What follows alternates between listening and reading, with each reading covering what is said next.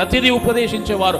ఎప్పుడు జ్ఞాపకం ఉంచుకోవాలి, వారి ప్రాముఖ్యత ఏంటంటే అజ్ఞానములో నుండి జ్ఞానములోనికి నడిపించేవారు. అనేకులను అజ్ఞానము నుండి జ్ఞానములోనికి నడిపించాలి. ఆ బాధ్యత మర్చిపోకూడదు. పాఠాలు ఏది అజ్ఞానమో ఏది జ్ఞానమో చెప్పేదిగా ఉండాలి. అందుకే ఏది చీకటి ఏది వెలుగు, ఏది సత్యము ఏది అసత్యము, ఇదే నేర్పించడానికి ప్రభు వచ్చాడు. అందుకని ఆయన ఈ లోకములో ఆయన వచ్చినప్పుడు అజ్ఞానములో నుండి జ్ఞానంలోనికి వారికి నడిపిస్తూ ఉన్నాడు. ప్రతి సందర్భంలో ఆయన చెబుతున్నటువంటి మాట వారికి ఆశ్చర్యం కలిగిస్తాం.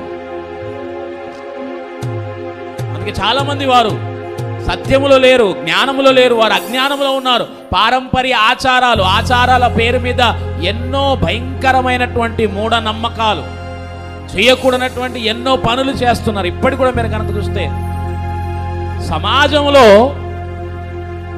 ఇంకా మన భారతదేశంలో అజ్ఞానములో ఉంటున్నటువంటి వారు చాలా మంది, కోట్ల మంది ఉన్నారు. ఇప్పటికీ ఎన్నో అనాగరికమైనటువంటి పద్ధతులు, ఆచారాలు, కానీ ప్రభు వచ్చినప్పుడు ఖండించాడు. ఏదైతే ఆచారమో ఏదైతే సమాజానికి చెడును తీసుకుని వస్తుందో దాన్ని ఆయన ఖండించాడు.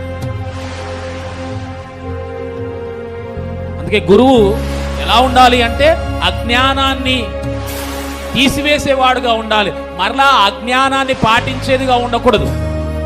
చాలామంది ఇది చేయొద్దని అనుకుంటారు, కానీ మరలా వారికి ఉన్నటువంటి ఒత్తిడి వలన మరలా ఆ పనులు చేస్తూనే ఉంటారు. ఎన్ని మూఢనమ్మకాలు, ఎన్ని ఆచారాలు ఈరోజు సమాజంలో ఉన్నాయో మనం తీర్పులరా విశ్వాసులకు నేర్పించాలి, విద్యార్థులకు నేర్పించాలి, వాటి నుండి వారిని బయటికి తీసుకొని రావాలి.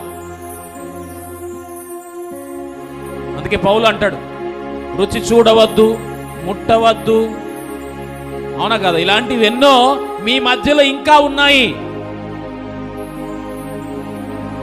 ఇంకా అలాంటి ఎన్నో వాటిని మనకు తెలియకుండానే మనం ప్రోత్సహిస్తూ ఉన్నాం.